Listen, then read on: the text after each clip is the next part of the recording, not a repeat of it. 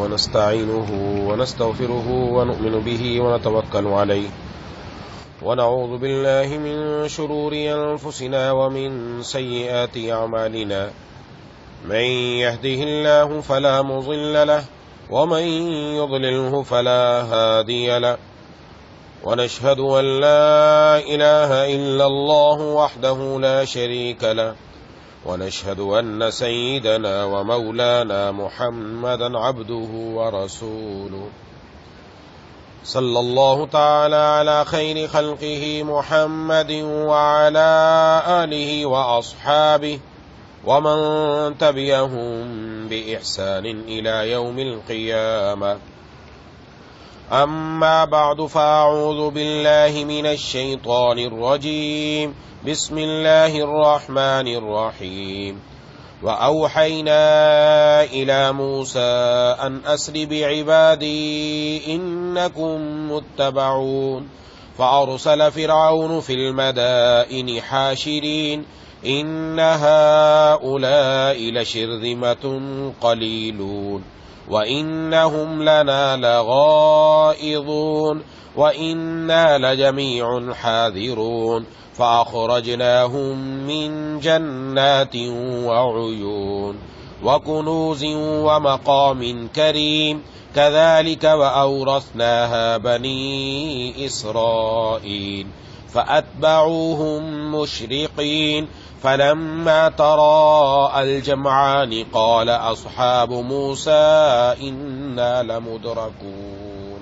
صدق الله العظيم.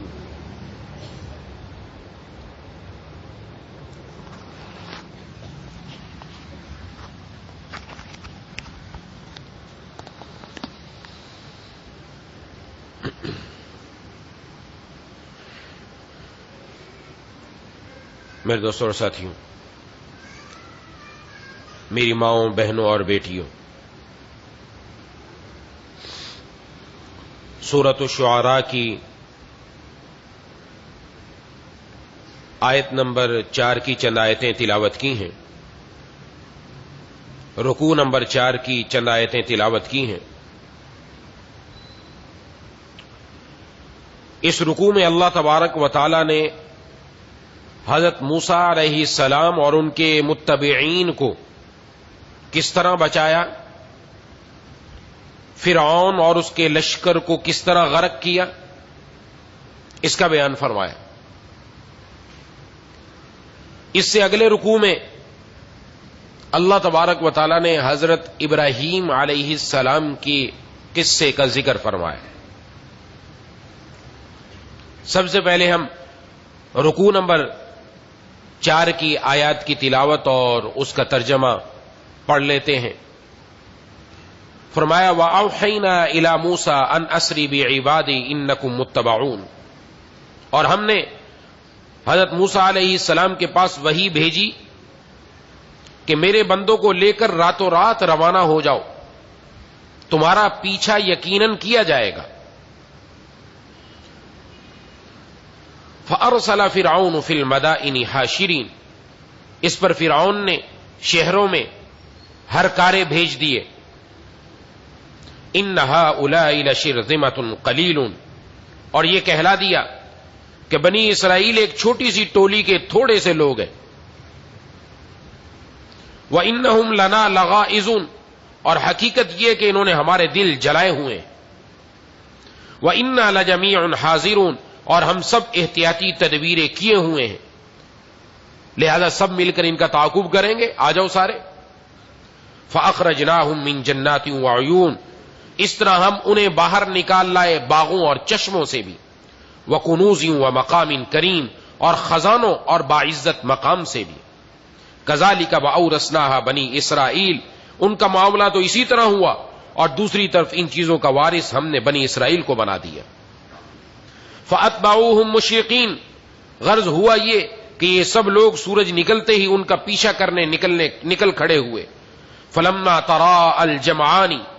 پھر جب دونوں جتھے ایک دوسرے کو نظر آنے لگے، قال اصحاب موسیٰ انا لمدرکون. تو حضرت موسیٰ علیہ السلام کے ساتھیوں نے کہا اب تو پکی بات ہے، ہم پکڑ ہی لیے گئے. قال کلا. حضرت موسیٰ علیہ السلام نے فرمایا ہرگز نہیں، ان معی ربی سیہدین، میرے ساتھ یقینی طور پر میرا پروردگار ہے، وہ مجھے راستہ بتائے گا۔ فاوحینا الی موسیٰ، بس ہم نے موسیٰ علیہ السلام کے پاس وحی بھیجی، ان اضرب بعصاک البحر، اپنی لاٹھی سمندر پر مارو، فانفلق فکان کل فرق کالطود العظیم، بس پھر سمندر پھٹ گیا اور ہر حصہ ایک بڑے پہاڑ کی طرح کھڑا ہو گیا۔ وَأَزْلَفْنَا ثَمَّ الْآخَرِينَ، اور دوسرے فریق کو بھی ہم نے اس جگہ کے نزدیک لے آئے۔ وَأَنْجَيْنَا مُوسَىٰ وَمَن مَّعَهُ أَجْمَعِينَ، اور موسیٰ اور ان کے تمام ساتھیوں کو ہم نے بچا لیا۔ ثُمَّ أَغْرَقْنَا الْآخَرِينَ، پھر دوسروں کو غرق کر ڈالا۔ ان فی ذلک لآیہ، یقیناً اس سارے واقعے میں عبرت کا بڑا سامان ہے۔ وما کان اکثرهم مؤمنین، پھر بھی ان میں سے اکثر لوگ ایمان نہیں لاتے۔ وان ربک لہو العزیز الرحیم، اور یقین رکھو تمہارا پروردگار صاحب اقتدار بھی ہے، بڑا مہربان بھی ہے۔ ان آیات میں اللہ تبارک و تعالی نے حضرت موسیٰ علیہ السلام کو ارشاد فرمایا کہ آپ بنی اسرائیل کو لے کر نکل جائے، لیکن ساتھ ہی یہ بھی بتلایا کہ ایسا نہیں ہے کہ آپ نکل جائیں گے بات ختم ہو جائے گی، بلکہ یہ لوگ تمہارا پیچھا بھی کریں گے۔ پہلے سے ہی بتا دیا یہ پیچھا کرنے والے ہیں آپ کا۔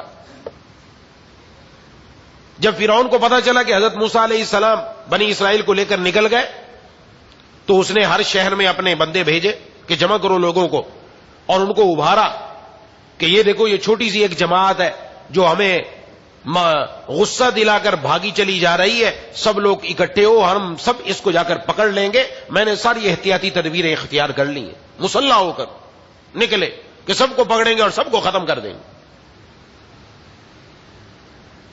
اللہ تبارک و تعالیٰ فرما رہے کہ یہ ہم در حقیقت ان لوگوں کو ان کے باغات اور ان کے گھروں سے نکال رہے تھے۔ اللہ تبارک و تعالیٰ کی کیا قدرت ہے کہ کسی سے گھر، باغات اور پیاری پیاری جگہ لے لی جاتی ہے اور کسی کو وہی جگہ اللہ تعالیٰ عطا فرما دیتے ہیں۔ اس کے بعد فرمایا ہم نے ان کو نکالا، بنی اسرائیل کو کہا تم آ کر رہو، یہ تمہاری جگہ ہے۔ لہذا وہ بھی پیچھے پیچھے ہو لیے فرعون اور اس کے متبعین، صبح سورج نکلتے ہی پیچھا کرنے لگے، اور جب یہ ان کے پیچھے پہنچے تو حضرت موسیٰ علیہ السلام کے جو ساتھی تھے انہوں نے ان کو دیکھ لیا، انہوں نے ان کو دیکھ لیا۔ تو حضرت موسیٰ علیہ السلام کے ساتھیوں نے کہا آگے سمندر ہے، پیچھے فرعون کا لشکر ہے، بچنے کا کوئی نام و نشان باقی نہیں ہے، لہذا اب تو ہم پکڑے گئے۔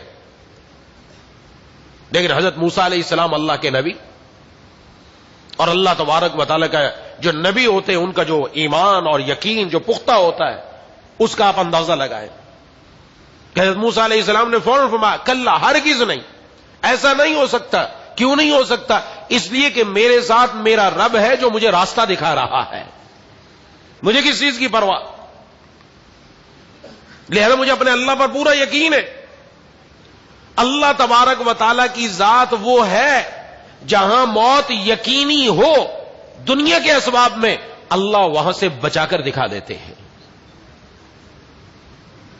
پھر ارشاد میں اپنا آپ عصا ماریے، سمندر پر وہی عصا جو زمین پر پھینکنے سے ازدہا بن جاتا تھا، اس کو مارا، اللہ تبارک و تعالیٰ نے درمیان میں راستہ بنا دیا، اور وہ جو پانی تھا وہ پہاڑ کی طرح ہو گیا، یعنی دائیں اور بائیں کھڑا ہو گیا اور درمیان میں سے خشک راستہ بن گیا۔ سبحان اللہ۔ میں عرض کر چکا ہوں، بڑی یہاں قیمتی بات ذہن میں رکھنے کی ہے، آج ہم جو قرآن و حدیث سے دور ہو رہے ہیں اور لوگ کہتے ہیں کہ جی آپ پرانے دور کی باتیں کرتے ہیں، ہم تو جدید دور میں آ گئے، ہم تو ترقی یافتہ ہیں، اب نئی بات ہونی چاہیے، ترقی ہو رہی ہے لہذا ترقی یافتہ باتیں کرنی چاہیے۔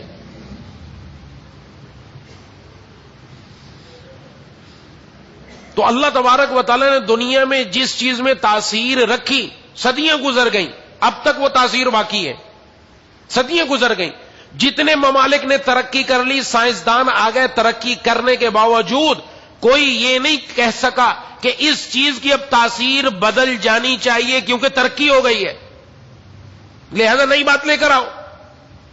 آج تک کوئی بندہ ایسا نہیں آیا دنیا کے اندر۔ آگ پہلے بھی جلاتی تھی، آج بھی جلا رہی ہے، جب سے آگ پیدا ہوئی اس نے جلانے کا کام کیا، آج بھی جلا رہی ہے۔ سمندر کے اندر جو گیا وہ غرق ہی ہوا، ڈوبا ہی۔ سمندر اپنا کام پہلے بھی یہ کرتا تھا، آج بھی یہ کر رہا ہے، اس کی تاثیر باقی ہے، ختم نہیں ہوئی. چھری کا کام ہے کاٹنا، جب سے چھری بنی اس نے کاٹا ہی ہے، اس کی تاثیر ختم نہیں ہوئی. کوئی دنیا کا مائی کا لال آج تک نہیں آیا کہ جو سائنسدان بن گیا وہ بڑا پڑھا لکھا بن گیا اور کہا کہ تاثیریں بدلنی چاہیے. آپ قرآن و حدیث لے کر آئے 1400 سال پہلے کے، آپ پرانی باتیں کیوں کرتے ہو؟ نئی باتیں لے کر آؤ، آج دور کے ساتھ چلنا چاہیے. لہذا آج کے بعد اب چھری کا کام ہم ختم کر رہے ہیں، اور چھری آج کے بعد کاٹے گی نہیں بلکہ چھری کا کام ہے جوڑنا، آج کے بعد جوڑا کرے گی. لوگ پکڑ لیں گے پاگل ہو گیا، بے وقوف ہے کیا تو؟ بڑا ہے ترقی والا، تیری تو کھوپڑی ہل گئی ہے. کہیں گے کہ نہیں کہیں گے کہ بھئی تاثیر بدلو؟ نہیں، اس کی بھی تاثیر بدلو. وہ جو پرانی صدیاں پرانی چیز جو اس کی تاثیر ہے، میری ماؤں بہنوں کو بھی اس طرف توجہ کرنی چاہیے، وہ نہیں بدلی. یاد رکھیں جب وہ نہیں بدلی، اللہ تبارک و تعالیٰ کے حکم میں جناب نبی کریم صلی اللہ علیہ وسلم کی سنت میں جو تاثیر ہے وہ بھی آج تک نہیں بدلی، وہ بھی باقی ہے. اور یاد رکھیں سمندر کی تاثیر ختم ہو سکتی ہے، چھری کی تاثیر ختم ہو سکتی ہے، آگ کی تاثیر ختم ہو سکتی ہے کہ سمندر کا کام ہے ڈبونا، لیکن اللہ کا حکم آ جائے تو سمندر ڈبوتا نہیں، راستہ دے دیتا ہے. چھری کا کام ہے کاٹنا، رب کا حکم آ جائے گلے پر پھرتی ہے حضرت اسماعیل علیہ السلام کے، لیکن کاٹتی نہیں ہے. اور آگ کا کام ہے جلانا، رب کا حکم آ جائے حضرت ابراہیم علیہ السلام آگ میں چلے جاتے، اللہ اس کو ٹھنڈا فرما دیتے. ان کی تاثیر ختم ہو جاتی ہے، لیکن اللہ کے حکم کی اور جناب نبی کریم صلی اللہ علیہ وسلم کی تاثیر نہ کبھی بدلتی ہے نہ کبھی ختم ہوتی ہے، یہ قیامت تک اسی طرح باقی رہنے والی ہے. جو آج بھی اس قرآن کو اپنے سینے سے لگا لے، حضور کی سنت کو اپنے سینے سے لگا لے، آج بھی اللہ اس کو گھر میں بیٹھے جنت کا مزہ عطا فرمائیں گے. بلکہ اس سے بڑھ کر اللہ جنت کا خالق ہے، اور اللہ جس کے دل میں آ جاتے ہیں وہ جنت سے بڑھ کر مزہ پاتا ہے. یاد رکھنا چاہیے. اس کی تو تھوڑی سی تفصیل آگے حضرت ابراہیم علیہ السلام کے واقعے میں بھی آئے گی. تو اللہ تبارک و تعالیٰ نے راستہ بنا دیا. حضرت موسیٰ علیہ السلام اپنے تمام لوگوں کو لے کر نکل گئے. اب فرعون وہ بھی پیچھے ہو لیا، وہ بھی قریب آ گیا. اللہ چاہتے تو اس فرعون کو پہلے بھی ہلاک کر سکتے تھے. اللہ چاہتے آسمانوں سے پتھروں کی بارش ہو جاتی، اللہ چاہتے زمین پھٹ جاتی. اللہ قادر تھے، لیکن اللہ دکھانا چاہتے ہیں کہ ہم وہی جگہ جہاں سے بعضوں کو بچا دیتے ہیں اور جہاں لا کر ایک ہی جگہ پر بعض لوگوں کو ڈبو دیتے ہیں. حضرت موسیٰ علیہ السلام کا ایک بندہ اس کا بال بیکا نہیں ہوا، کوئی ضائع نہیں ہوا، اور فرعون کا کوئی بندہ بچا نہیں، سب کے سب غرق ہو گئے. اللہ نے دکھایا میری قدرت وہ ہے، میں جہاں سے راستہ دوسروں کے لیے بناتا ہوں وہیں سے راستہ کسی کے لیے موت کا بھی بنا دیتا ہوں. اللہ کی قدرت ہے. جتنے بھی لوگ تھے سارے کے سارے غرق ہو گئے. حضرت موسیٰ علیہ السلام اپنے ساتھیوں کے ساتھ لے کر پار ہو گئے. آگے اللہ تبارک و تعالیٰ نے کیا فرمایا؟ اس میں نشانی ہے، نشانی. پہلے میں عرض کر چکا قرآن قصوں کی کہانیوں کی کتاب نہیں ہے. اللہ بھی فرما رہے ہیں یہ نشانی ہے، اس سے عبرت پکڑو. ہم تمہیں عبرت دینا چاہتے ہیں، ہم تمہیں سمجھانا چاہتے ہیں، ہم تمہیں نصیحت کرنا چاہتے ہیں کہ اللہ تبارک و تعالیٰ کی قدرت آج بھی موجود ہے. اللہ ہے. اللہ جو حضرت موسیٰ علیہ السلام کے لیے بند راستہ، جہاں پر بظاہر دنیاوی اسباب میں کوئی جگہ نظر نہیں آتی، وہاں راستے کھولنے پر قادر ہے. آج بھی اللہ ہمارے لیے راستے کھولنے پر قادر ہے. لہذا کوئی راستہ بند نظر آئے، یہ واقعہ ہمیں سمجھاتا ہے اپنے رب پر پورا اعتماد کرو، اپنے رب پر پورا یقین رکھو، اپنے اللہ پر پورا یقین رکھو. جس کا یقین جتنا کامل ہوگا اتنا اللہ اس کے لیے راستے پیدا فرماتے چلے جائیں.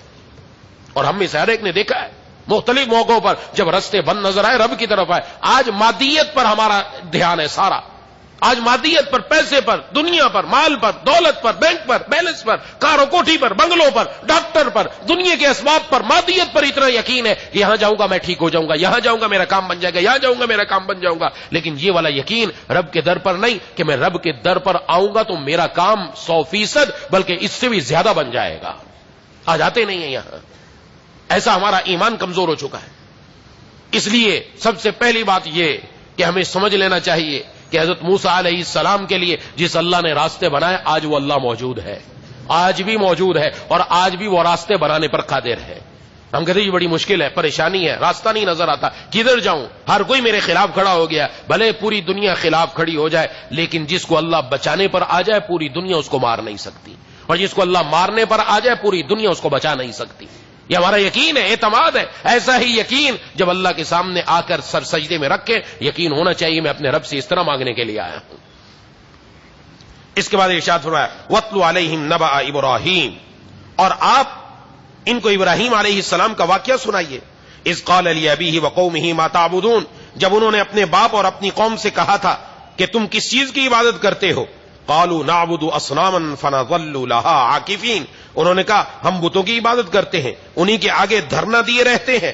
قال هل يسمعونكم اذ تدعون، حضرت ابراہیم علیہ السلام نے فرمایا جب تم ان کو پکارتے ہو کیا یہ تمہاری بات سنتے ہیں؟ او ينفعونكم او يضرون، یا تمہیں کوئی فائدہ یا نقصان پہنچاتے ہیں؟ قالوا بل وجدنا آباءنا كذلك يفعلون، انہوں نے کہا اصل بات یہ ہے ہم نے اپنے باپ داداؤں کو ایسے ہی کرتے ہوئے پایا ہے. یہ بات یاد رکھیے گا، مشرکین نے کیا کہا، کافروں نے کیا کہا، ہر دور کے کافروں کا یہی جملہ، ہم نے اپنے آباء و اجداد کو اسی طرح کرتے ہوئے پایا. قال افرأيتم ما كنتم تعبدون، حضرت ابراہیم علیہ السلام نے فرمایا کبھی تم نے ان چیزوں کو غور سے دیکھا بھی ہے کہ جن کی تم عبادت کرتے ہو؟ انتم وآباؤکم الاقدمون، تم بھی اور تمہارے پرانے باپ دادے بھی. فإنہم عدو لی الا رب العالمین، میرے لیے تو یہ سب دشمن ہے سوائے ایک رب العالمین کے. وہ رب العالمین کون ہے؟ الذی خلقنی فہو یہدین، جس نے مجھے پیدا کیا پھر وہی میری رہنمائی فرماتا ہے. والذی هو یطعمنی ویسقین، جو مجھے کھلاتا پلاتا ہے. واذا مرضت فہو یشفین، جب میں بیمار ہوتا ہوں تو مجھے شفا دیتا ہے.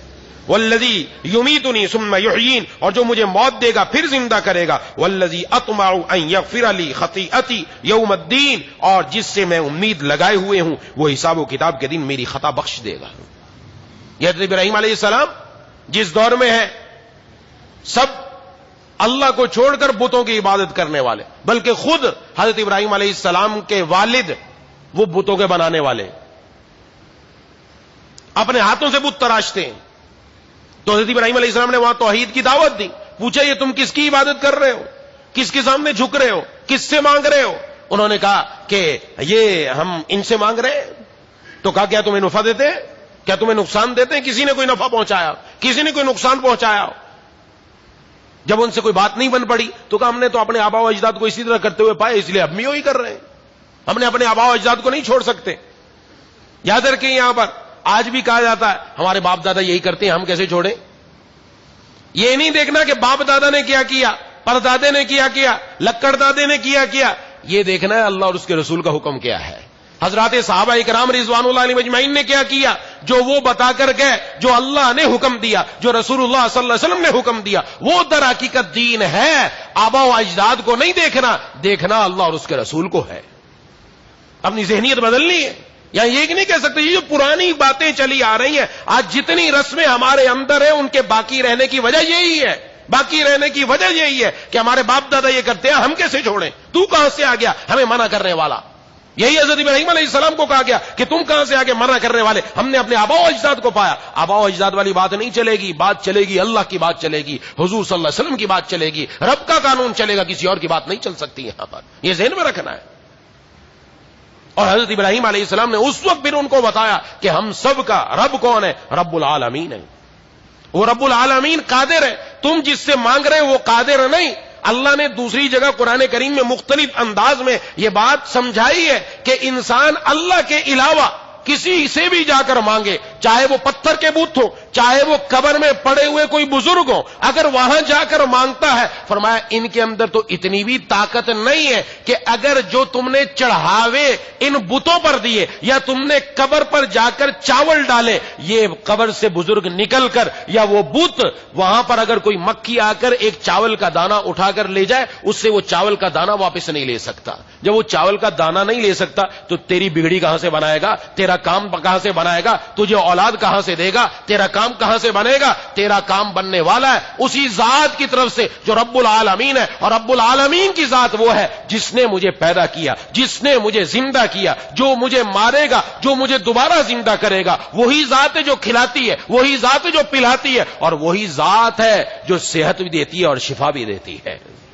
یہ اللہ کی ذات ہے، وہ اس پر قادر ہے، تمہارا کوئی چیز اس پر قادر نہیں ہے. آج بھی بہت ساری عورتیں چلی جاتی ہیں ضعیف العقیدہ، عقیدہ کمزور ہوتا ہے، کہیں تھوڑا سا معاملہ پھنس گیا، کہیں کسی نے کچھ کرا دیا ہو گیا، چلو فلانے بابا کی درگاہ پر، چلو فلانے عامل کے پاس، فلانے پیر کے پاس، وہاں سے کچھ کام بن جائے گا، کسی سے کچھ نہیں بننا، یہ دنیا والے کچھ نہیں کر سکتے۔ ہم جس بزرگ کو بزرگ مانتے وہ واقعتاً اللہ کے ولی تھے، وہ پہنچے ہوئے بزرگ تھے، وہ اپنے دور کے اللہ کے حکموں پر عمل کرنے والے تھے، لیکن جس وقت ان بزرگوں کا انتقال ہوا، کیا انہوں نے خود اپنے کپڑے اتار دیے؟ کیا انہوں نے خود اپنے آپ کو غسل دے دیا؟ کیا خود وہ جا کر قبر میں لیٹ گئے؟ نہیں، وہ ہمارے محتاج بن گئے۔ جیسے ہی ان کی آنکھ بند ہوئی، اب کپڑے بھی ہم نے اتارے، اب غسل بھی ہم نے دیا، اب جنازہ بھی ہم نے پڑھا، اب اٹھا کر قبر میں دفنا کر بھی ہم گئے۔ جب اللہ نے دکھا دیا کہ اب یہ بندہ کچھ نہیں کر سکتا، یہ تو اپنا کام کرنے پر قادر نہیں، تمہارا کام کہاں سے کرے گا؟ یہ سوچنے کی بات ہے، کہاں سے کرے گا؟ یہ نہیں کر سکتا۔ بے شک وہ اللہ کے نیک بندہ، بزرگ ہے،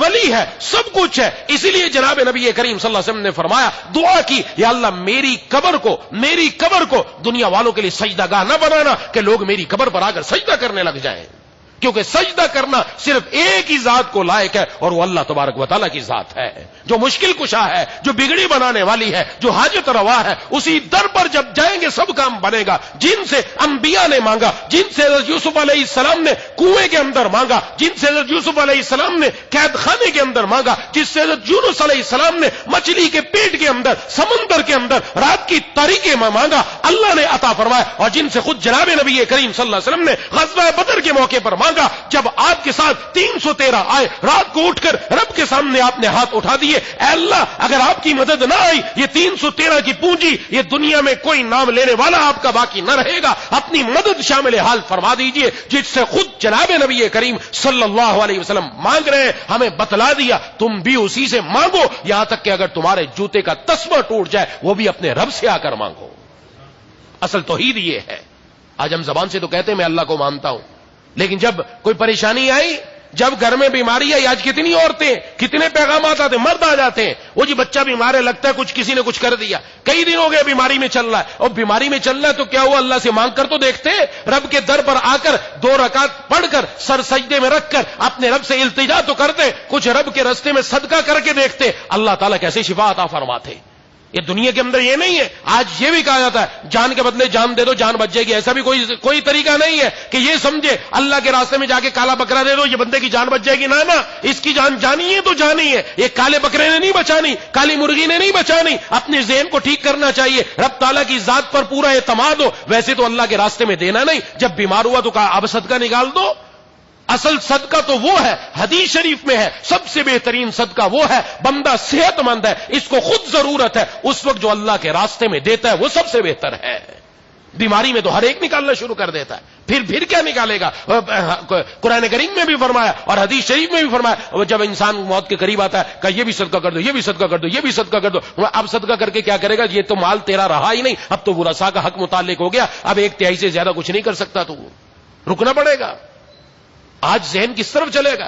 اللہ تبارک و تعالیٰ کی ذات پر اعتماد ہو پورا، رب تعالیٰ کے سامنے آ کر جڑ جائیں، رب تعالیٰ کے سامنے آ کر جھک جائیں، اللہ کے سامنے آ کر ہاتھ اٹھا دیں۔ اور دنیا نے دیکھا کورونا کی وبا آئی، پوری دنیا میں چلی، ساری دنیا متاثر ہوئی، لیکن وہ اسلامی ممالک جنہوں نے رب کے در پر حاضری جاری رکھی، اللہ کے سامنے آ کر مانگتے رہے، رب تعالیٰ نے اس وبا سے الحمدللہ حفاظت فرمائی۔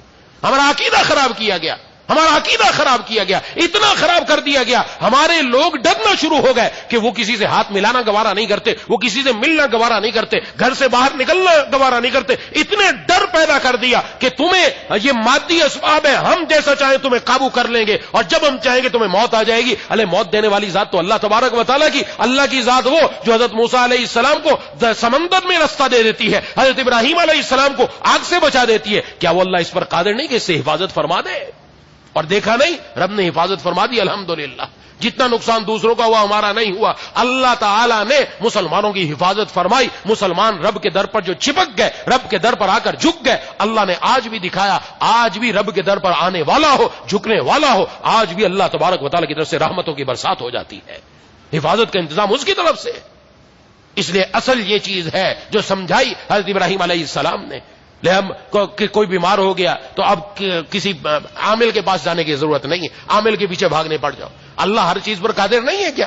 جب حضور نے یہ فرمایا کہ جوتا کا تسمہ بھی رب سے مانگو، تو پھر پھر اللہ سے شفا نہیں مانگیں گے, صحت نہیں مانگیں گے, اللہ تعالیٰ کے سامنے آ کر عرض نہیں کریں گے. جو جتنا یقین رکھے گا اتنا اللہ کام بنائیں گے. کر کے دیکھیں, کر کے جو دیکھنے والا کام بنے گا.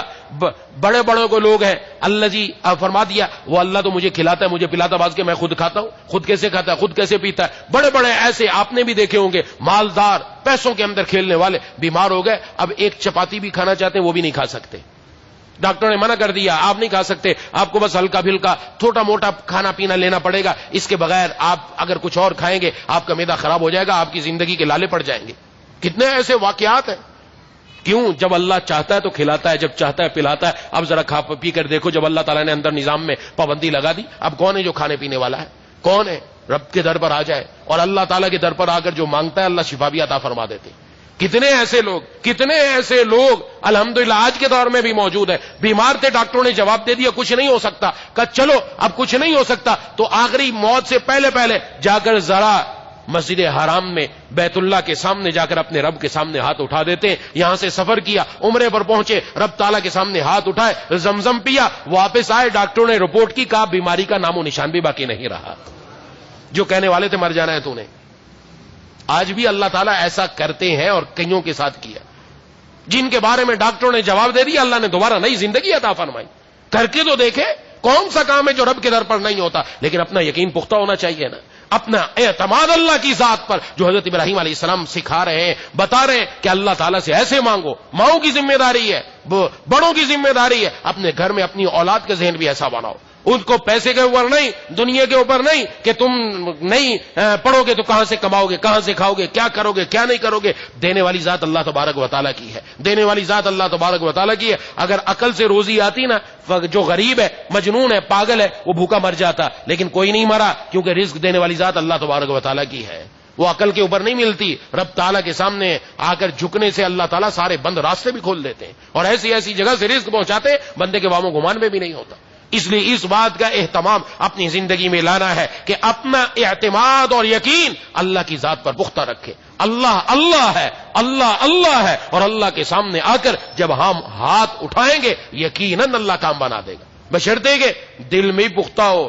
دنیا کے اسباب پر اتنی پختگی نہ ہو جتنی اللہ کی ذات پر ہو. ذات آپ خود سوچ لیں کہ اگر بھائی ساتھ کھڑا ہو, بیٹا ساتھ کھڑا ہو تو بڑا ہوتا ہے کہ یہ ہے, یہ مجھے بچا لیں گے. لیکن اگر اللہ تعالیٰ کی ذات ساتھ ہو تو پھر کتنا یقین ہونا چاہیے. اور حضرت موسیٰ علیہ السلام نے کیا فرمایا تھا, میرے ساتھ میرا اللہ ہے, میرے ساتھ میرا اللہ ہے. اور ہر مسلمان کے ساتھ اللہ ہے, ہر مسلمان کے ساتھ وہ اپنے آپ کو فدا کر دے. حضرت موسیٰ علیہ السلام کا جو معجزہ تھا نا کہ آپ نے اپنا عصا مبارک زمین پر ڈالا اور وہ اژدہا بن گیا اور سب لاٹھیوں کو کھا لیا. ایک بزرگ فرماتے اس سے ہمیں سبق دیا گیا کہ دنیا کے جتنے غم ہیں ان سب غموں کو ایک طرف کر دو, اللہ تعالی کی ذات کا غم لے لو. یہ اللہ کی ذات کا غم دنیا کے تمام غموں کو اژدہا بن کر کھا جائے گا, تمہیں پرواہ ہی نہیں رہے گی. جس کے بارے میں حدیث شریف میں فرمایا گیا کہ جو دین کو دنیا پر ترجیح دیتا ہے, دین سامنے رکھا, اپنی دکان نماز کے وقت میں بند کر دی, اپنا کام نماز کے وقت میں بند کر دیا, آگے رمضان المبارک آنے والا ہے, اب تراویح کا موقع ہے, اب اللہ کی عبادت کرنے کا موقع ہے, وہ اپنے کام کو ایک طرف رکھتا ہے کہ نہیں پہلے عبادت پہلے ہے. یہ موقع رمضان کا بار بار نہیں آتا,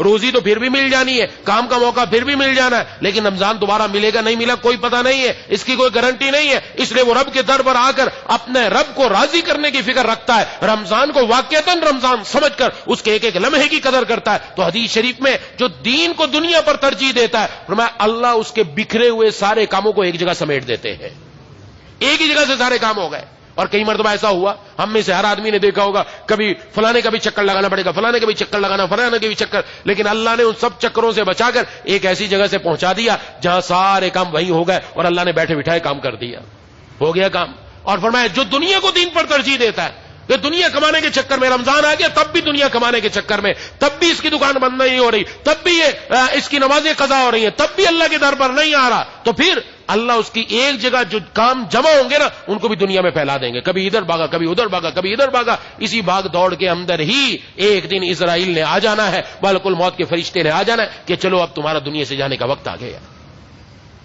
اس لیے اپنے رب کے اوپر اعتماد مضبوط ہو. اللہ تبارک و تعالی ہر کام بنانے والے, اللہ تبارک و تعالی ہر مشکل سے نکالنے والے, اللہ تبارک و تعالی ہر راستہ عطا فرمانے والے, اور اللہ سے بڑھ کر کوئی دوست نہیں ہے. اللہ سے بڑھ کر کوئی دوست نہیں ہے, بشرطے کہ میں اور آپ اللہ کو دوست بنا لیں. اس کے لیے دو ہی شرطیں, کو لمبی چوڑی شرطیں نہیں ہیں, دو ہی شرطیں. نمبر ایک, ایمان, اللہ پر ایمان لے آؤ, رسول اللہ صلی اللہ علیہ وسلم کی رسالت پر ایمان لے آؤ, وہ اللہ نے ہمیں عطا فرما رکھا ہے. دوسرا کام ہے تقوی, تقوی اختیار کر لو, دیکھتے جاؤ اللہ کام کیسے بناتے چلے جاتے ہیں, کام کیسے بناتے چلے جاتے ہیں, اللہ پھر اپنے بندے کے کام آتے ہیں.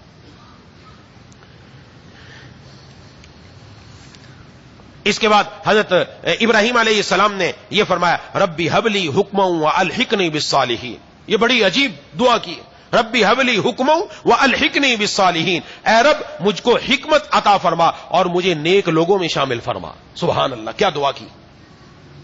یہی دعا حضرت اسماعیل علیہ السلام بھی کر رہے ہیں, توفنی مسلما والحقنی بالصالحین.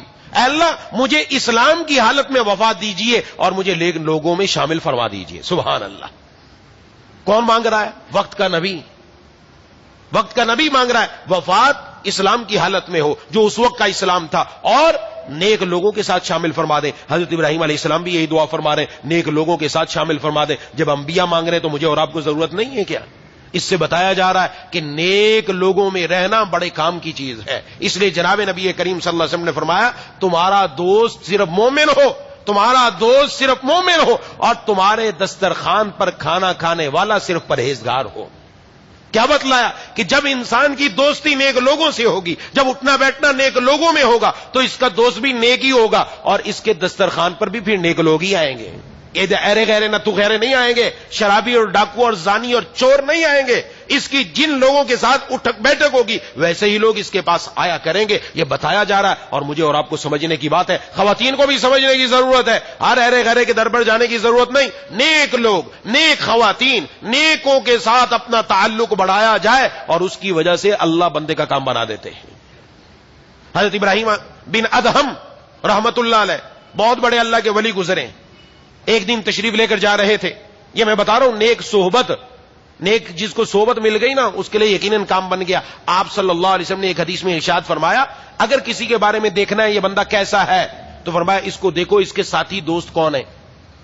اٹھنا بیٹھنا کن لوگوں میں, وہیں سے پتہ چل جائے گا. جن لوگوں میں اٹھنا بیٹھنا ہے یہ ویسا ہی ہے. اگر اس کا اٹھنا بیٹھنا نیک لوگوں میں تو یہ نیک شمار ہوگا, اگر اٹھنا بیٹھنا اس کا غلط لوگوں میں ہے تو پھر ویسا ہی ہوگا. چوروں میں تو چور سمجھا جائے گا, ڈاکوؤں میں تو ڈاکو سمجھا جائے گا, شرابیوں میں تو شرابی سمجھا جائے گا. اور دنیا بھی یہی کہتی ہے, پولیس آئے گی اگر شرابیوں کو پکڑنے کوئی آدمی کہ میں تو آج ہی آیا تھا, وہ آج ہے کل آئے, تو انہی میں تھا لہذا انہی میں شامل کیا جائے گا. دنیا والے بھی اسی میں پکڑ کر شامل, اور اللہ کے ہاں بھی انہی لوگوں میں چلا جائے گا. نعوذ باللہ, نعوذ باللہ, اللہ محفوظ رکھے.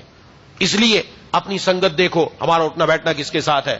خواتین کو بھی ضرورت, مردوں کو بھی ضرورت. تو حضرت ابراہیم بن آدم رحمۃ اللہ علیہ تشریف لے کر جا رہے تھے, راستے میں ایک نوجوان شراب کے نشے میں مست پڑا ہے. شراب آج بھی عام ہے, شراب کے نشے میں مست پڑا ہے, بے ہوش پڑا ہے, چہرے پر مکھیاں بن بن آ رہی ہیں. اس کو دیکھا, قریب سے گزر رہے تھے تو دل میں آیا, اگرچہ گناہگار ہے تو اللہ کا بندہ, اگرچہ گناہگار ہے تو اللہ کا بندہ, کیوں نہ اس کا چہرہ ہی دھو دوں, کیوں نہ اس کا چہرہ دھو دوں. آج سمجھا جاتا ہے شاید نیک لوگوں کے پاس جائیں گے تو وہ ہمیں بھگا دے گا. کوئی نہیں بھگائے گا آپ کو. نیک جگہ جانے سے کسی ڈاکٹر کو دیکھا کہ کسی مریض کو بھگا دیا کہ تو مریض ہے, تو میرے پاس کیوں آیا؟ نہیں, ڈاکٹر کو مرض سے نفرت ہوتی ہے, مریض سے نفرت نہیں ہوتی. نیک لوگوں کو گناہ سے نفرت ہوتی ہے, گناہگاروں سے نفرت نہیں کرتے. گناہگاروں سے نفرت کرنا بھی حرام ہے, جائز ہی نہیں ہے ایسا کام کرنے کی. تو پانی لیا اور پانی لا کر اس کا چہرہ دھویا. چہرہ جب دھویا تو وہ ظاہر شراب کا جو نشہ تھا وہ اترا, مست پڑا تھا, ہوش میں آیا, اٹھ کر دیکھا حضرت ابراہیم بن ادہم رحمت اللہ علیہ جو اللہ تبارک و تعالیٰ کے ولی, ساری دنیا جانتی تھی اس وقت ان کو کہ یہ وہ بزرگ ہیں. تو کہا حضرت آپ؟ فرمایا ہاں, میں نے دیکھا کہ تم نشے میں ہو تو میں نے تمہارا چہرہ دھو دیا کہ بس اتنی, یہ تھوڑی سی دیر ہے, تھوڑا سا وقت نیک صحبت کو ملا, نیک صحبت, اور وہ بھی اللہ نے بھیج دی, جانا نہیں پڑا, بھیج دی وہاں پر, اور وہ تھوڑا سا وقت ملا. اسی سے اس کی ایسی دل کی کایا پلٹی, ورنہ شرابی شراب کے نشے میں مست ہو تو وہ کہاں نیک لوگوں کے پاس آتا ہے. وہ تو داڑھی کا بھی مذاق اڑاتا ہے, وہ تو دین کا بھی مذاق اڑاتا ہے. لیکن حالت دل کی بدل گئی اور کہا کہ میں آپ کے ہاتھ پر توبہ کرتا ہوں, مجھے توبہ کرا دیجئے, آج کے بعد کبھی شراب نہ پیوں گا. میں سمجھتا تھا کہ اللہ کے نیک بندے گناہگاروں سے نفرت کرتے ہیں, آج پتہ چلا محبت کرتے ہیں. اٹھ کر چلا گیا, توبہ طائب ہو کر چلا گیا. حضرت ابراہیم بن ادہم رحمۃ اللہ علیہ رات کو آ کر سوئے, اللہ تبارک و تعالیٰ کی طرف سے خواب میں بتلایا گیا, اے ابراہیم آج جس نوجوان کا تو نے چہرہ دھویا تھا میں نے اس کو اسی وقت تمام اولیاء کا سردار بنا دیا ہے، تمام اولیاء کا سردار بنا دیا، صرف ولی ہی نہیں سردار بنا دیا۔ عرض کیا ہے اللہ یہ کیا ماجرا ہے، ایک لمحے پہلے وہ آپ کا نافرمان تھا، ایک لمحے کے بعد آپ نے اس کو اتنا بڑا بنا دیا۔ فرمایا انت غسلت وجهه لاجلی وانا غسلت قلبه لاجلک، تو نے اس کا چہرہ میری وجہ سے دھویا، میرا بندہ تھا، میں نے اس کا دل تیری وجہ سے دھو دیا کہ تو نے چہرہ دھویا تھا۔ یہ نیک لوگوں کی صحبت کی برکت کہ کایا پلٹ جاتی ہے انسان کی، ایک لمحے کی نیک صحبت انسان کو کہیں سے کہیں اٹھا کر ڈال دیتی ہے، تو معمولی بات نہیں ہے۔ آج ہم اس کو سمجھتے نہیں، اور بری صحبت زہر قاتل ہے، زہر قاتل ہے۔ آج جتنی ہماری نوجوان نسل برباد ہو رہی ہے، کیوں ہو رہی ہے؟ اس کو بری صحبت ملی ہوئی ہے۔ ہماری بچیاں کیوں برباد ہو رہی ہیں؟ بری صحبت ملی ہوئی ہے، چاہے وہ بری صحبت موبائل کی صورت میں ہو، چاہے وہ بری صحبت نیٹ کی صورت میں ہو۔ اور ظاہر ہے جس کے ہاتھ میں موبائل ہے تو پھر کسی نہ کسی لڑکے کا لڑکی سے، لڑکی کا لڑکے سے تعلق ہو ہی جاتا ہے، اور ہونے کے بعد ان کی زندگی دنیا کی برباد، آخرت کی بھی برباد۔ یہ سامنے، یہ سب کے سامنے۔ اور آج بربادی جو ہو رہی وہ بنیادی وجہ یہ کہ ان کو اچھی صحبت ملتی تو ہونا نا۔ اگر آپ بچے کو نیک جگہ چھوڑ دیں، کیا نیک نہیں بنتا؟ کہتے درزی بنانا ہے کسی کو درزی کے پاس چھوڑ دو، موچی بنانا ہے موچی کے پاس چھوڑ دو، وہ سے بن کر نکلے گا۔ اس کو نیک بنانا نیک صحبت میں چھوڑ دو، نیک بن کر نہ ہے تو پھر کہتے نا کہ نہیں نیک بنا، ہم نے ہمارا گھر کا ماحول بھی نیک نہیں، اس کی سنگت دوستیاں بھی نیک نہیں، تو کیسے وہ نیکی کی طرف آئے؟ اس لیے خدا کے لیے بات سمجھیں، خدا کے لیے۔ علامہ رومی رحمۃ اللہ نے بڑی اچھی مثال سے سمجھائی ہے یہ بات جو سمجھ آنی چاہیے۔ فرمایا علامہ رومی رحمۃ اللہ علیہ حکایات اور کہانیاں بتانے کے، انہوں نے اللہ تعالیٰ کا جو دین سمجھایا، حضور صلی اللہ علیہ وسلم کی محبت سمجھائی، وہ قصوں اور کہانیوں میں سمجھائی۔ اور قصے اور کہانی سارے کے سارے سچے نہیں ہیں، بعض انہوں نے بنائے ہیں، اور ایسا قصہ بنا کر کسی کی اگر اصلاح ہو جائے جائز ہے۔ اور ایسا نہیں کہ کوئی غلط عشق مجازی آج کل نون جیسے ڈائجسٹ پڑھنے لگ جاتے ہیں، ڈائجسٹ کو اندر لگے پڑے، ساری کی ساری عشق مجازی، ساری کی ساری لڑکیوں کے ساتھ محبت ہے، اور بوڑھے بوڑھے اس میں مبتلا ہے، پڑھ پڑھ کر دماغ خراب ہو رہا ہے، وہ بھی چاہتا ہے کہ کوئی نہ کوئی میرے چکر میں پھنس جائے، اسی چکر میں اندر زندگی گزر جاتی ہے، یہاں تک کہ پھر ملک الموت آ جاتا ہے کہ اب ختم ہو گیا تمہارا چکر، اب تو دنیا سے جانا ہے۔ تو انہوں نے کہانیاں اس لیے لکھی کیونکہ کہانی سننے کا شوق بچوں کو بھی ہے، بوڑھوں کو بھی ہے، اور جب دونوں کو شوق ہے وہ پڑھتا جائے گا، دل میں اللہ کی محبت پاتا چلا جائے گا۔ اس لیے انہوں نے کچھ کہانیاں سنائی۔ اس میں ایک واقعہ انہوں نے لکھا، ایک مینڈک اور چوہے کی دوستی ہو گئی۔ اب مینڈک اس کا کیا لینا دینا چوہے کے ساتھ، چوہا خشکی میں رہنے والا، مینڈک پانی میں رہنے والا، اب دونوں تو الگ الگ ہے۔ ایک آدمی اگر بچہ نیکی کی طرف جا رہا ہے، اس کا برے بچے کے ساتھ کیا لینا دینا، اس کا کیا لینا دینا؟ چوہے کا کام کچھ اور ہے، مینڈک کا کام کچھ اور ہے، لیکن ہو گئی دوستی۔ جب اس طرح کی دوستی غلط دوستی ہو جائے تو پھر آگے پڑوان چڑھتی چلی جاتی ہے۔ اب مینڈک بھی باہر آتا، چوہا بھی آتا، دونوں آپس میں وقت دیتے، گپ شپ لگاتے، آپس میں محبت ہو گئی، گپ شپ چل رہی ہے، اور نوبت یہاں تک پہنچی کہ اب چوہے نے کہا کہ تیرے بغیر میرا چارہ نہیں ہے، اس نے مینڈک نے بھی کہا میرا بھی تیرے بغیر چارہ نہیں۔ مینڈک کے ماں باپ نے سمجھایا کہ بیٹا ایسا نہ کر، دیکھ چوہا اچھا نہیں ہے، لیکن اس نے کہا نہیں وہ پکا دوست ہے میرا۔ آج جب کہا نا کچھ سمجھ نہیں پکا دوست ہے، وہ تو بڑا سچا انسان ہے، وہ پکا دوست کا پتا ہوتا ہے کہ پکا دوست کیا کر رہا ہے، وہ زندگی بھی خراب کر رہا ہے، جوانی بھی خراب کر رہا ہے، دنیا بھی برباد کر رہا ہے، آخرت بھی برباد کر رہا ہے۔ ہمیشہ یاد رکھو دوستی کے اصول میں سب سے پہلا اصل یہی ہے کہ وہ دوست آپ کے ساتھ جھوٹ نہ بولنے والا ہو۔ یہ میں 12 عرض کر چکا، ابھی موقع نہیں، ورنہ دوستی کی 5 شرائطیں اگر کسی کو لینی ہے میرے پاس لکھی ہوئی ہیں، بیشتی زیور کے اندر حکیم الامت حضرت تھانوی رحمۃ اللہ نے لکھی ہے 5 شرطیں کسی کے ساتھ دوستی لگانے کی۔ وہ 5 شرطیں کسی میں نہیں پائی جاتی۔ دوستی ووستی نہ لگاؤ، دوست بنانا ہے اپنے اللہ کو بناؤ۔ دوست بنانا ہے نا، کس لیے بناتے ہیں؟ میں اپنے دل کی بات اس کو کہہ دوں، وہ میرے کام آ جائے، وہ میری دل کی بات سنے۔ اللہ سے بڑھ کر کون ہے دل کی بات سننے والا؟ رات کو سناؤ، دن کو سناؤ، کوئی وقت نہیں ہے، کوئی وقت نہیں ہے۔ بس جس وقت اپنی چارپائی پر لیٹے ہوئے ہو، آنکھ کھلی ہوئی ہے، اس وقت اپنے اللہ کو اپنا حال سنانا ہے، سنا دو۔ رات کا وقت ہے، دن کا وقت ہے، کوئی بھی وقت ہے، 1 لمحہ ہے، 2 لمحے ہے، 1 گھنٹہ ہے، چند سیکنڈ ہے، اپنے اللہ کو اپنی بات سنا دو، اللہ سنیں گے۔ اور اللہ تعالیٰ پھر ویسا ہی دل کا مداوا بھی فرما دیتے، دل کا مداوا بھی فرما دیتے تھے کہ جو انسان دنیا کی تمام عشق مجازی سے ہو ہا کر اگر اللہ توفیق دے رب کے در پر آ جائے تو پھر اس کی حالت یہ ہوتی تھی، آتی نہیں تھی نیند مجھے اضطراب سے، رات بھر اضطراب رہتا تھا، لڑکیوں کا چکر رہتا تھا، لڑکیوں کے ذہن میں لڑکے کا چکر رہتا تھا، رات بھر ان کو نیند نہیں آتی تھی، فیس بک یوٹیوب اور گندگی میں رہتے تھے، اضطراب ہی اضطراب تھا، آتی نہیں تھی نیند مجھے اضطراب سے۔ جب اللہ کے در پر آیا تو پھر کیا ہوا؟ تیرے کرم نے گود میں لے کر سلا دیا، رب کے کرم نے لے کر گود میں سلا دیا، پھر پتہ ہی نہیں چلا کہ اللہ تبارک و تعالی نے کیا کچھ عطا فرما دیا۔ تو اب جب بچوں کو سمجھاتے ہیں تو بچوں کو سمجھ نہیں آتی، نہیں وہ تو پکا دوست ہے، وہ پکا دوست سمجھنا چاہیے وہ کہاں لے کر جا رہا ہے آپ کو۔ جو دوست آپ کو گندی فلم دکھا رہا ہے، جو دوست آپ کو گندگی کی طرف لے کر جا رہا ہے، جو لڑکا کسی لڑکی کو بےہودہ باتوں کی طرف لے کر جا رہا ہے، اس کو سمجھ جانا چاہیے یہ بندہ تو اپنے اللہ کا فرما بردار نہیں، میرے ساتھ کیا کرے گا، یہ اپنے اللہ کو دھوکہ دینے والا مجھے نہیں دھوکہ دے گا کیا، سمجھ لینا چاہیے۔ بہرحال تو اس نے سمجھایا نہیں سمجھ میں آئی تو کہا اب کیا کریں، کہا اس کا طریقہ ہے یہ کرتے ہیں۔ مینڈک اور چوہے نے آپس میں کہا کہ جب مجھے تیری یاد آتی ہے تو دل چاہتا تو باہر آئے میں تجھے دیکھوں، اب تو پانی کے اندر کیسے باہر بلاؤں، اور مینڈک بھی کہتا ہے مجھے بھی یاد آتی تیری، تو کہا اس طرح کرتے ایک رسی لے کر ایک رسی کا کونا میں اپنے پاؤں سے باندھ لوں، ایک تو باندھ لے۔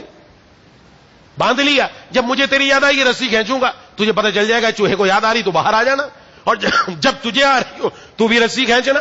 یہ تو اس دور کی بات تھی، آج کل اس کی جگہ موبائل آ گیا، مس کال دوں گا باہر فلاں کونے میں آ جانا، پھر فلاں جگہ جائیں گے، فلاں ہوٹل میں بیٹھ کے وہاں بیٹھ کر خوب پیزے کھائیں گے، بوتلیں شوتلیں چلیں گی، ہوتا یہی نا، مس کال دوں گا بس، وہاں فکس ہوتا ہے ٹائمنگ ساری کہ فلاں جگہ پہنچ کر بس وہیں میں کھڑا ہوں گا۔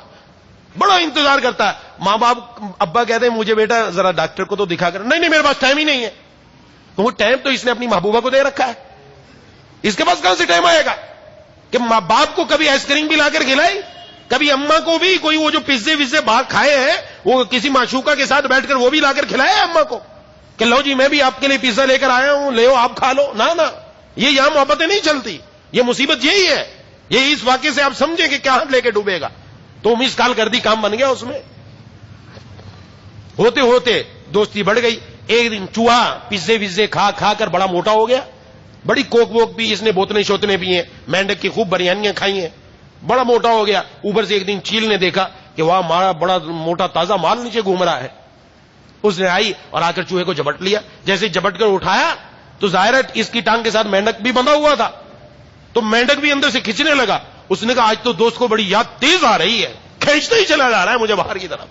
کبھی ہوتا نا مس کال پہ مس کال، وہ پوری کال ہی کر دیتا ہوں کہ تو مصیبت کیا ہے، میں اٹھا نہیں سکتا، اما ابا سامنے بیٹھے ہوئے کیسے اٹھاؤں، وہ پھر بھی کال پھر وہ بھاگ کے جاتا ہے باتھ روم میں، وہاں جا کے سنتا ہاں آ رہا ہوں۔ یہ ساری دکم بازی ہوتی ہے نا دنیا کے اندر، یہ ساری ہو رہی ہے۔ اب اس نے جب کھینچا تو چیل اڑتی ہوئی اوپر لے گئی، جب چیل اوپر زیادہ پہنچی تو مینڈک بھی باہر آ گیا۔ اس نے کہا واہ ایک تیر سے دو شکار، آج تو پیزے کے ساتھ کوک بھی فری میں ملی ہے۔ یہ وہی ہے کہ خود بھی ڈوبا دوسرے کو بھی لے ڈوبا۔ علامہ رومی رحمہ اللہ فرماتے ہیں یہ ہے بری صحبت کا اثر کہ خود بھی ڈوبا دوسرے کو بھی لے ڈوبا، خود بھی موت کے منہ میں گیا دوسرے کو بھی موت کے منہ میں لے کر گیا۔ بری صحبت ہمیشہ ایسا ہی لیتے گیا۔ انبیاء علیہم السلام جس کی دعا کر رہے ہیں، مجھے اور آپ کو اور زیادہ ضرورت ہے کہ اللہ سے مانگے یا اللہ ہماری وفات اسلام کی حالت میں ہو اور ہمیں نیک لوگوں میں شامل فرما دے۔ نیک لوگوں میں شامل ہوں گے، کام بن گیا۔ امام شافعی رحمہ اللہ نے فرمایا جب سے مجھے پتا چلا جنت میں دوستوں کے ساتھ مل کر جاؤں گا تب سے مجھے جنت کا مزہ اور زیادہ ہو گیا ہے۔ اپنے دیندار دوستوں کے ساتھ جاؤں گا، اپنے دیندار ساتھیوں کے ساتھ جاؤں گا، یہ وہ چیز ہوتی ہے، یہ ہوتی ہے دوستی، یہ ہوتی ہے وہ نیک صحبت جو انسان کو اللہ کے قریب کر دیتی ہے، جو دنیا سے چھڑوا کر رب تعالیٰ کا کر دیتی ہے، اللہ کے در پر لے کر آ جاتی ہے۔ یہ ہے وہ نیک صحبت، یہ ہے وہ نیک ماحول جہاں جانے سے ہماری زندگی بدل جائے، گناہ چھوٹنا شروع ہو جائے، نیکیاں ہونا شروع ہو جائے، اللہ کے حکموں پر عمل کرنے والے بن جائے۔ یہ سمجھو یہ نیک صحبت ہے، یہاں جا کر میری زندگی بدل رہی ہے، یہاں جا کر میں دنیا اور شیطان کے شکنجوں سے بچ کر اپنے رب کی طرف آ رہا ہوں۔ اس کا ماحول کو تلاش کرنے کی کوشش کرنی چاہیے۔ دعا ہے کہ اللہ تعالیٰ مجھے اور آپ کو ان باتوں پر عمل کرنے کی توفیق عطا فرمائے۔ وآخر دعوانا ان الحمدللہ رب العالمین۔ بسم اللہ الرحمن الرحیم، الحمدللہ رب العالمین الرحمن الرحیم مالک یوم الدین، ایاک نعبد و ایاک نستعین، اہدنا الصراط المستقیم صراط الذین انعمت علیہم غیر المغضوب علیہم ولا الضالین۔ اللهم صل على سيدنا مولانا محمد وعلى آل سيدنا ومولانا محمد وبارك وسلم۔ ربنا اغفر لنا ذنوبنا وكفر عنا سيئاتنا وتوفنا مع الأبرار۔ ربنا لا تزغ قلوبنا بعد إذ هديتنا وهب لنا من لدنك رحمة إنك أنت الوهاب۔ يا إله العالمين يا أرحم الراحمين يا ذا الجلال والإكرام يا مالك الملك يا أحكم الحاكمين، ہم سب کے تمام صغیرہ کبیرہ گناہوں کو معاف فرما دیجیے۔ مولا کریم آپ کے قرآن کو ہم پڑھتے ہیں، یہاں پر ہم آپ کے انبیاء کے قصے پڑھتے ہیں، ان سے ہمیں عبرت ملتی ہے، ان سے ہمیں نصیحت ملتی ہے، ان سے پتہ چلتا ہے پہلی قومیں کیوں برباد ہوئیں اور اللہ نے اپنے نبی اور ان کے متبعین کو جو بچایا وہ کن بنیادوں پر بچایا۔ مولا کریم اے الہ العالمین ہمیں بھی اپنا سچا تعلق اپنی ذات سے رکھنے کی توفیق عطا فرما دے۔ یا اللہ ہمارا ایمان کامل مکمل مضبوط فرما دیجئے۔ یا الہ العالمین ہمیں اپنی ذات پر کامل ایمان نصیب فرما دیجئے۔ مولا کریم دنیا میں کوئی مسئلہ پیش آئے سب سے پہلے اپنے در پر آ کر مانگنے کی توفیق عطا فرما۔ مولا کریم اے الہ العالمین اے ارحم الراحمین یا ذل جلال والاکرام یا اللہ یا مالک الملک یا احکم الحاکمین، جتنے بھی ساتھی مجھ سمیت موجود ہیں، جتنے بھی خواتین مجھ سمیت موجود ہیں، جو خواتین موجود ہیں، مرد موجود ہیں یا اللہ، اور جو آنا چاہ رہے تھے نہیں آ سکے، یا الہ العالمین سب کی تمام جائز حاجات کو پورا فرما دیجیے۔ مولا کریم اے الہ العالمین اے ارحم الراحمین یا ذل جلال والاکرام ماہ رمضان المبارک قریب آ چکا ہے، شعبان کا مہینہ یا اللہ ایک ہفتہ گزر چکا ہے۔ مولا کریم نے الہ العالمین ہمارے اس شعبان کے مہینے میں برکت عطا فرما کر، ہماری زندگی میں برکت عطا فرما کر، صحت کے ساتھ عافیت کے ساتھ یا اللہ ہمیں رمضان المبارک نصیب فرما دیجیے۔ مولا کریم اس ماہ رمضان المبارک سے جو فائدہ اٹھانا چاہیے بھرپور ہمیں اس کے قابل بنا دیجیے۔ مولا کریم رمضان کو ہمارے لیے سلامت رکھیے، ہمیں رمضان کے لیے سلامت رکھیے، رمضان کو ہمارے لیے قبولیت والا بنا کر سلامت رکھیے۔ اے اللہ اس میں ہمیں زیادہ سے زیادہ اپنے اوقات اپنی عبادت میں، قرآن کی تلاوت میں، آپ کے سامنے کھڑے ہونے میں، راتیں آپ کے سامنے سجدے میں گزارنے کی توفیق عطا فرما دے۔ یا اللہ ہماری ترجیحات کو بدل دیجیے۔ یا اللہ یہ جو دنیا کی خوش نمائیاں اور رنگینیاں ہمارے دلوں پر قبضہ کر چکی ہیں، یا اللہ ہمارے دلوں کو ان خوش نمائیوں سے، رنگینیوں سے، شیطان کے ہتھ کنڈوں سے یا اللہ بچا کر اس دل کو یا اللہ اپنے قابل بنا لیجیے۔ مولا کریم اے الہ العالمین یا ذل جلال والاکرام یا اللہ یا ارحم الراحمین آپ سے دور ہو کر ہمیں کوئی دنیا کے اندر اچھی چیز نہیں ملی، یا اللہ دلوں کے اندر ظلمت آ گئی، تاریکی آ گئی، دلوں کے اندر آگ لگ گئی۔ مولا اے الہ العالمین اے ارحم الراحمین ہمارے گناہوں کو معاف فرما کر اپنی رحمت کی بارش سے ہمارے دلوں کی آگ کو بجھا کر یا اللہ اپنی رحمت کے اولوں سے ہمارے دلوں کو ٹھنڈک عطا فرما دیجیے۔ مولا کریم اے الہ العالمین جیسا آپ چاہتے ہیں ویسا بنا دیجیے۔ یا اللہ یا اللہ یا ارحم الراحمین یا ارحم الراحمین یا اللہ ماہ شعبان کی جو ایک اہم رات آنے والی ہے اس رات سے بھی بھرپور فائدہ اٹھانے کی توفیق عطا فرما، اور اس کے بعد آگے رمضان سے بھی بھرپور فائدہ اٹھانے والا بنا دے۔ یا اللہ ہماری اٹھنے بیٹھنے کو، ہمارے چلنے پھرنے کو، ہمارے جاگنے سونے کو یا اللہ بدل دیجیے۔ یا اللہ سب سے بڑی ترجیح، سب سے بڑا مقصد اپنی رضا ہمارے سامنے رکھ دیجیے۔ مولا کریم اے الہ العالمین باقی سب چیزوں کی محبت نیچے کر دیجیے، اپنی محبت سب سے اوپر کر دیجیے۔ مولا کریم اے الہ العالمین یا ذل جلال والاکرام ہم میں سے جو بیمار، گھروں میں جو بیمار، دوست و احباب میں جو بیمار، جنہوں نے بیماروں کے لیے دعا کے لیے کہا ہے، کہنا چاہتے تھے نہیں کہہ سکے، امید رکھتے ہیں پیغام پہنچایا نہ پہنچ سکا، سب کو شفائے کامل عاجلہ مستمر عطا فرما۔ جو دنیا سے رخصت ہو چکے یا اللہ سب کو یا اللہ ان کی قبروں کو نور سے منور فرما، جنت الفردوس میں جگہ عطا فرما، ہم سب کو مرنے سے پہلے موت کی تیاری کی توفیق عطا فرما۔